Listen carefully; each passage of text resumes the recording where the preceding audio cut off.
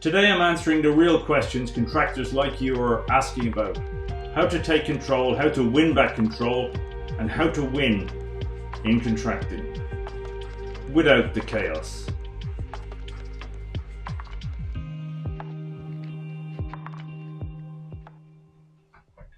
Hi there, how are you today? Today's video is going to be a little bit different. My last video I explained how I help SME contractors in Ireland and the UK to run better, more profitable and more organised business. I had a lot of great feedback and plenty of follow-up questions. So what I want to do today is, this is going to be a bit of a Q&A, so forgive me if I refer back to the notes because I'm going to be looking at the questions that were asked by the various different people who viewed the video last week and other people who have commented since. So I'm going to share a little bit more about what I do, I suppose, and this might help and might have some value to companies like yours. Whether you're a small contractor running a growing construction company or even feeling the pressure to get more control on your business, I hope this gives you a bit more insight into what I can do and how I can help.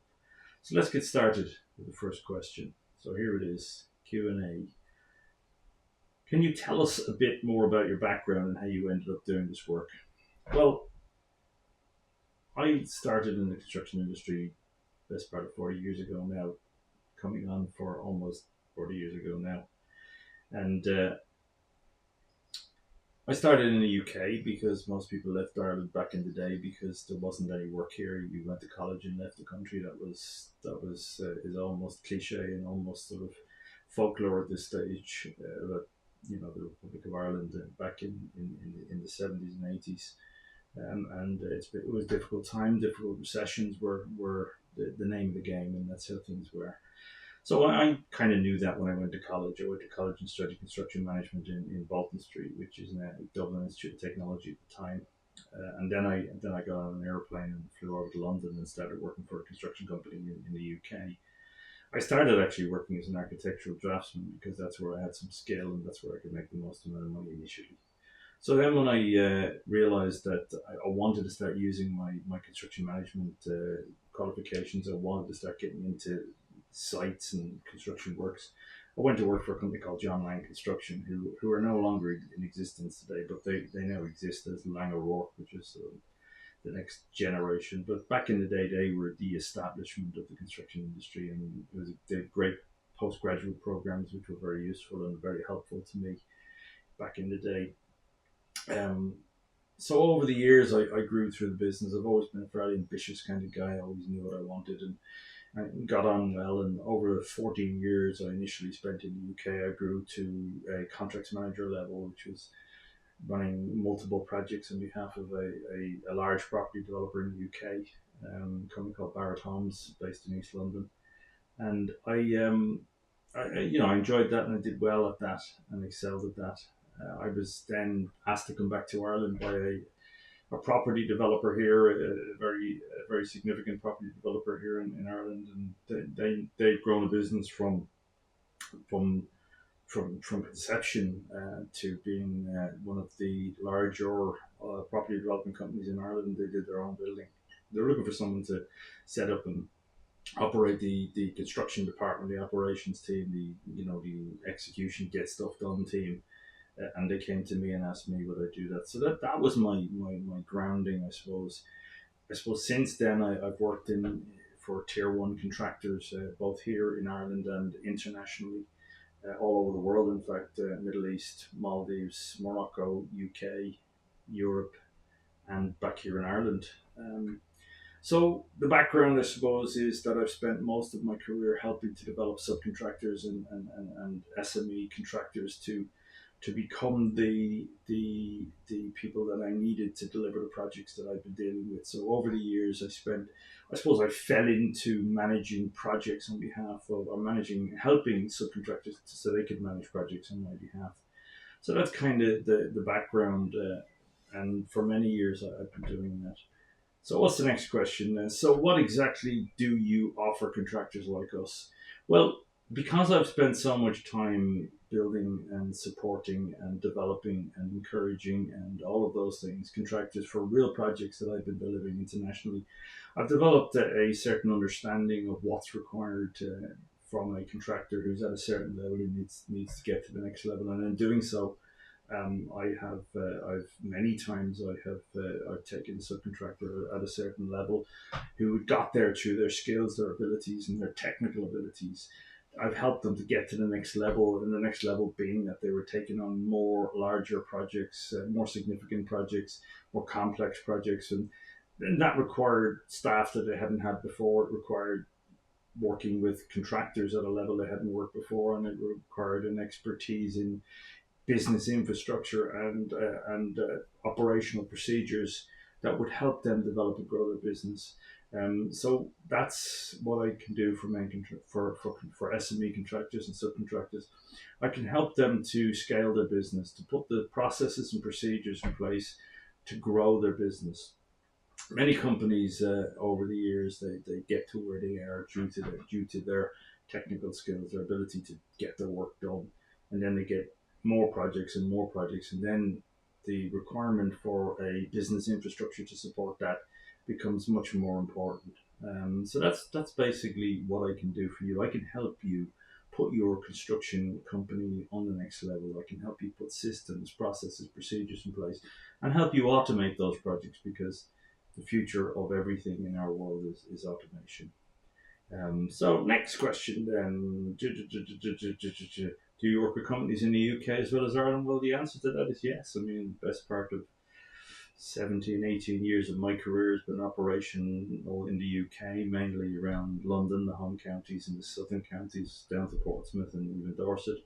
I've supported subcontractors and main contractors and worked with them for many years, so I'm very familiar with the UK market. And for that reason, I support the UK market. I mean, we're only an hour flight away, and we also live in this wonderful world of the internet where a lot of the work that I can do can be supported from there. But I also travel to the UK quite a bit. Is this hands-on or project management or advisory role? Well, I don't come and run your projects for you, and I don't come and run your business for you. What I do is I review what you're doing, advise on support. So if you think about it like this, I would look at what you're doing, look at your team, look at your people, look at your projects, look at the project profiles that you're taking on, and I would do an analysis of what you're doing and help you map the process that you've got. And then when you've mapped the process, what I would then do is do what I would call a gap analysis, which I would look at where you are and where I think would be beneficial to move your business forward. And from that, I would help you to put together a plan, structure, system in place that could involve everything from lead generation to tendering and estimating to procurement to design or technical management to on-site construction delivery, the processes that make all those things happen. And I could even help with the recruitment of the right kind of staff with job descriptions, because the whole thing has to knit together and work together. And so I provide a service from, I suppose, birth to grave in terms of understanding the systems and processes that you need to make your business grow and develop and to, make yourself redundant. Because if you're a business owner, the last thing you want to be doing is be the only person that's required and be the most important person from one perspective, but from another perspective, you want to make yourself redundant. You want to work yourself out of work so that you can focus on scaling your business, strategically building your business, or if you want to even exit your business. And that requires a certain set of criteria that must be in place or investors just wouldn't be interested. So I would help you put that together, put that structure in place. But initially, to grow your business, to win more work and to work with more contractors that are of your ilk and that are going to give you what it is you want. Right, next question is, what makes you different from other consultants?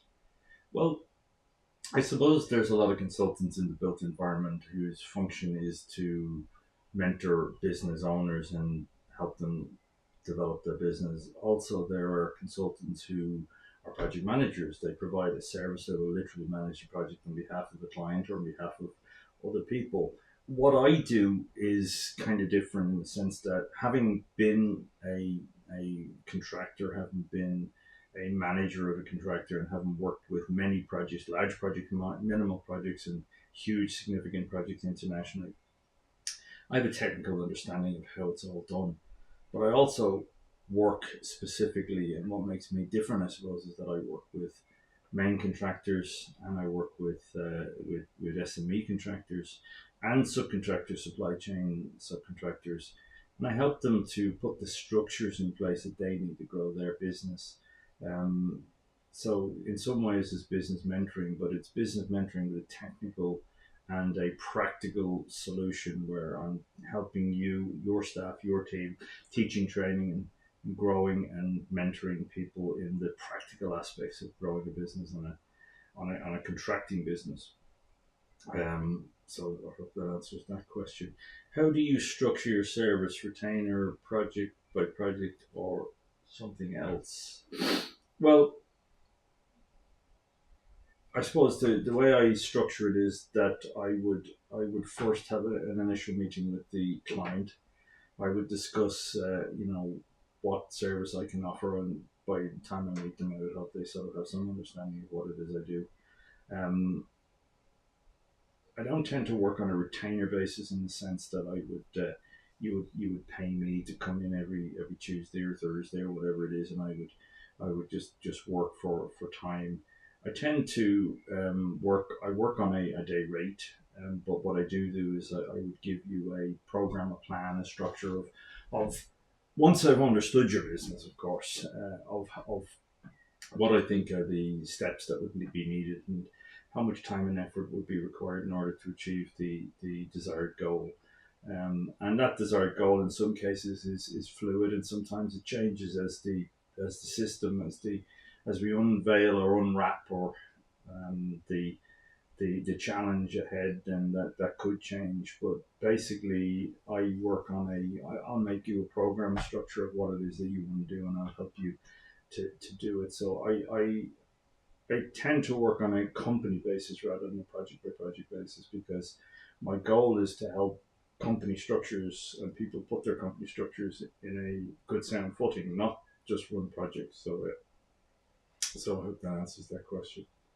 What if we don't really have formal systems in place? Well, that's exactly why you need somebody like me. A lot of companies have grown from the man in the van, the man on two vans. Now the man has 15, 20 vans, a structure of people, and now he's working with companies that are asking him, difficult questions about systems and structures and history of their credit ratings, etc., etc. To be able to show strength and depth, and to be able to demonstrate for clients what it is that you do, having a structure and having a system in place is what it's about. So especially if you don't have any kind of systems in place, my role here is to help and support you with putting the systems that you need. Now, some people have different needs. It depends upon the business, depends on the structure. Some people are really good at leads and bringing in work, but executing and delivering and putting the structures in place to manage those is where I come in to support them. Others need more support, others need less. So the answer to the question is, if you don't have systems in place, that's exactly where I come in, and that's what I'm here to help you do.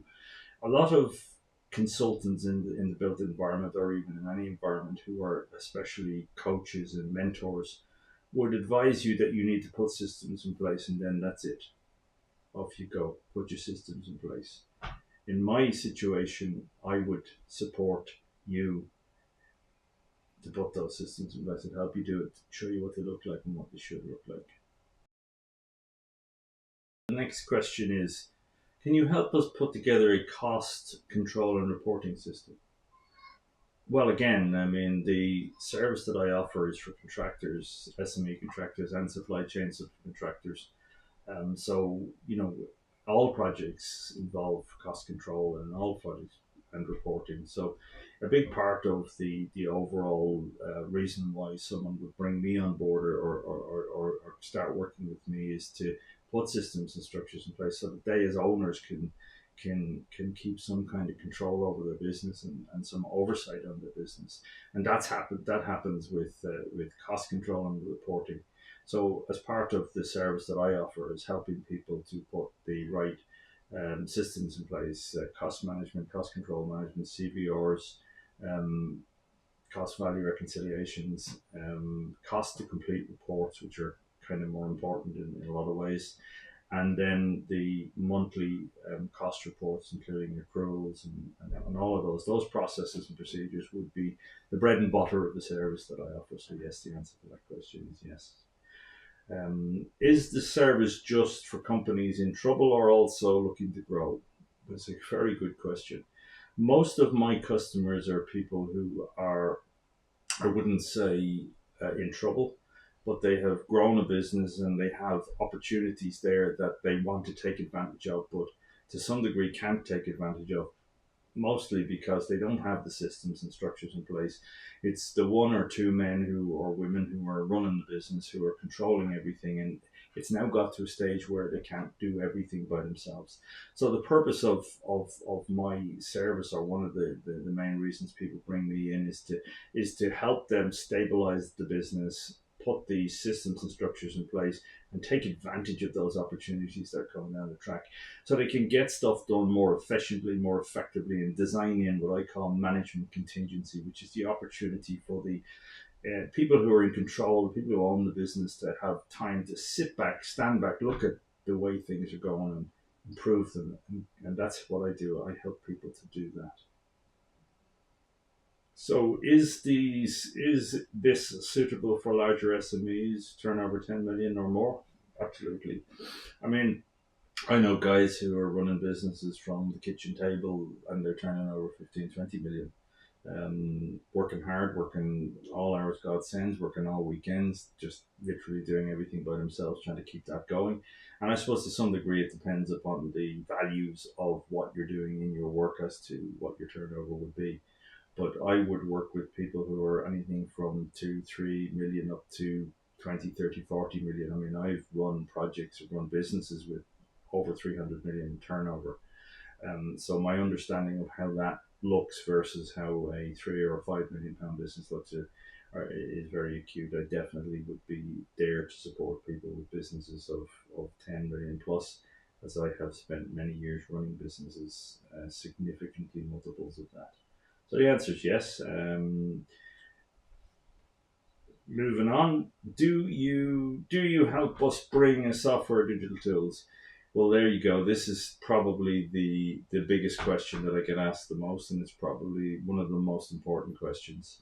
Um, yes, and there is a plethora of business tools out on the market. There are significant amounts of project management softwares, bespoke softwares for cost control, bespoke softwares for scheduling, programming, bespoke softwares for all kinds of estimating, tendering, etc., etc.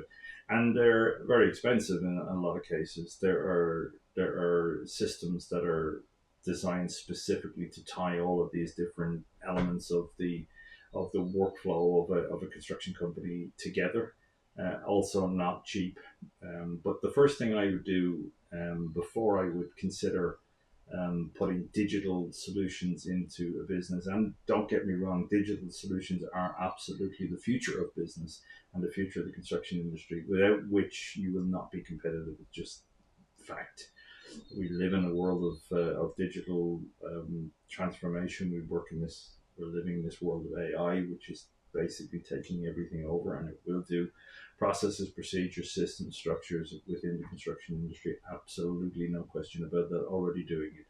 But the answer to your question is yes, I would help you do that. But this would start with us putting together a manual mapping of your systems and structures, doing a gap analysis between where you are and where I think you need to be.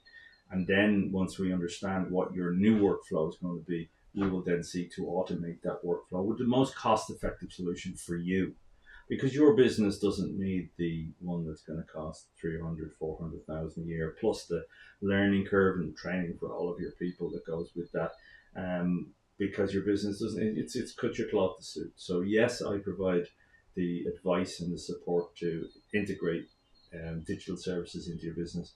But it's not the first thing I do, but it would be absolutely before I would be out of the equation, it would be what I would do. And I'm working with people to help provide solutions that are more cost effective, but also more specific to your business, rather than spending a fortune on big systems that you have to comply with, as opposed to mapping your systems and making sure they're put in place. So yes, is the answer. Digital systems are absolutely the future of what we're doing in the world. Do you work with an existing team or you bring new people? When you say are your existing team, yeah, of course I do. I mean, you have people who have successfully worked with you over the years, um, who I suppose to some degree you're bringing someone like me in to support and to help. And I would sit with each of your key team people and review their role within the organization and their motivations, and I would work with them to help support going forward. Part of the solution may very well be that you make a new business plan, which I would help and support you to do. And with that new business plan, you will establish that with the growth coming over the next few years, there will be a requirement for an increase in staffing. And then I would help you with job descriptions and probably help you with recruitment if that's what you wanted.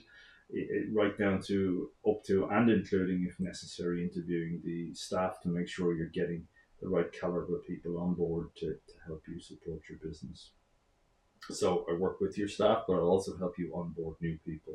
And speaking of onboarding, I think it's really important to talk about, because the purpose of or one of the purposes of putting the systems and structures and organization in place for your business is to help you onboarding. If you're bringing on new people and you have a system you can hand over to them and say, this is how we do things here.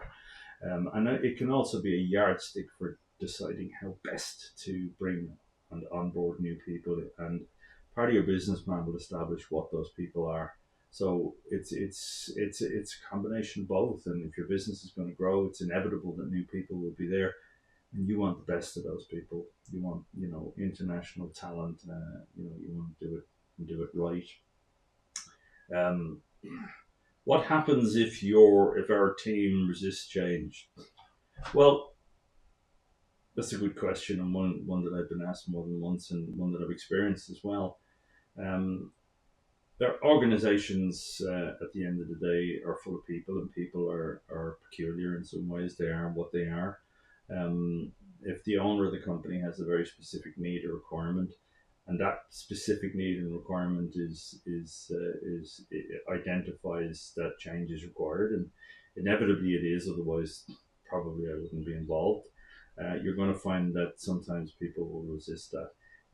I've found that once people understand the values and benefits of new systems and structures, or I suppose tweaked systems and structures, and that things will be easier for them, their life will be simpler, and things will be more results orientated, then people, generally speaking, want to do a good job. And it's been my experience that the right people always respond in the right way at the right time. So I'm not really, having managed many groups and teams of people over many years, I've not come across people who are so resistant that they're obstructive. And I think once people understand that the value of new systems and structures, and maybe even automated systems and structures, will make their lives easier and the quality of their life and their job easier. I think most people don't tend to resist change. They tend to embrace it. Can you help with tendering and pre-construction too? There's another question. Not so long ago, I was working with a contractor who specializes in fit out industry, and they're looking to scale their business over the next 2 to 5 years to and potentially seeking an exit from the business in the fullness of time. Now, maybe they won't, maybe they will, but they want to set the business in place with the right criteria so that they can and that they can do that. Part of that is taking their business to another level. They're at a certain amount of volume, a certain amount of values of projects, which is their lane, which is what they're comfortable with doing, which is what the market knows them for doing. And in order to scale their business up and grow the business, and they want to 5, 6, maybe 10x their business over the next 2 to 5 years, in order to do that, they're either going to do a hell of a lot more of those smaller projects that they've been doing most of their career very successfully, very well, or they're going to start scaling up to bigger projects. So they need to tell the market that that's what they're doing, that's who they are now, and that's what they want to do, and that all of their historical experience has brought them to a point where they can now move on because they have all of the training, they have all of the support, they have all of the teams, they have all of the capabilities of taking on larger projects, and that's what they want to do. So part of that is branding, part of it is marketing, part of it is going out to the market and talking to people and taking them to that next level. So in order to do that, you have to convince the market that you are at that level and you can take on those kind of works and those kind of projects, and that has helped. That has given me, I suppose, an impetus where I have supported in tendering and pre-construction from that regard. So yeah, it's something I've absolutely been involved with new clients. How long does it take to start seeing results? This is a good question. I mean, by nature, especially in the construction industry, we're very impatient people, and my nature is exactly the same. The challenge really is that in every organization, that question is going to be answered differently because every business is different. Every business is at whatever level they are at, and the gap between where they are and where they want to be is bigger in some companies and smaller in others. So the question is, it varies, but there are quick wins. Invariably, there are things like areas where costs can be saved initially, where systems can be quickly integrated, or just very simple structures could be put in place to tide the business over to some degree until it gets to where it wants to be or where it needs to be. So quick wins are there and can happen, but real growth and real change and real strength and depth in business systems and structures does take time, and it will take some time. So there has to be an understanding that it's not something for nothing, and it takes a bit of effort and a bit of work to grow what you want,